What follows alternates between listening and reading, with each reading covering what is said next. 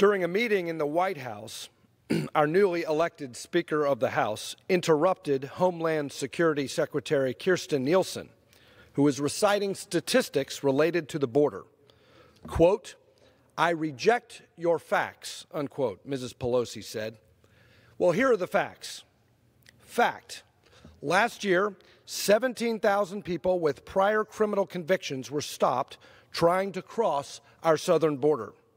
Fact, the recent 8,000-plus person caravan that attempted to breach our southern border contained 600 confirmed criminal migrants. Fact, approximately 90% of the heroin seized by Customs and Border Protection is interdicted along the southwest border of the United States, at and between the ports of entry. And Mexico continues to be the primary supplier of heroin to the United States.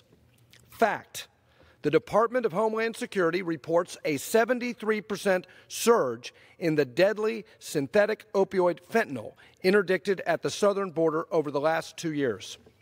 Fact, over 72,000 Americans died of an opioid overdose last year.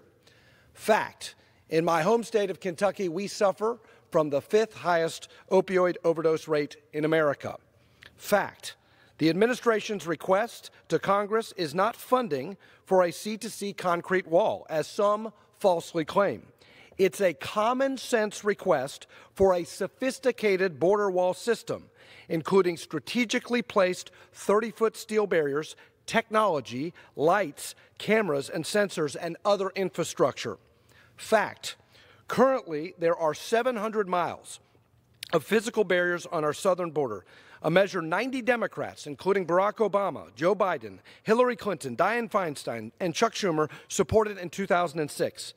Speaker Pelosi, it's interesting you claim walls are, quote, immoral, when many of the leading voices in your party have a previous record of supporting physical barriers on our southern border. Do you consider them immoral? Fact, border walls work. The Department of Homeland Security reports that where a wall was built, illegal crossings have dropped by 90% or more. For example, apprehensions of illegal aliens crossing the border in El Paso, Texas, dropped 72% in 1 year and 90% over 22 years. And veteran Chief Border Patrol Agent Gloria Chavez, a Hispanic American, not a political appointee, a career professional with the Border Patrol Agency, has said that the newly constructed border wall in her El Centro sector of California has already reduced illegal border crossings. Madam Speaker, you are entitled to your own opinion, but you are not entitled to your own facts. I certainly agree with my colleagues on both sides of the aisle who say we must end this government shutdown and pay our federal employees. It is wrong that these workers are missing paychecks, especially essential government workers who are required to work.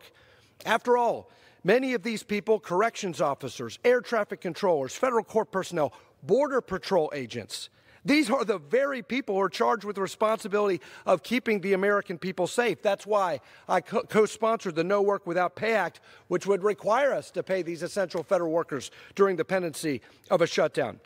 But as important as it is that we timely fund these patriotic Americans' paychecks, it's equally important and perhaps more important that we fund their mission. So by all means, we must end this government shutdown.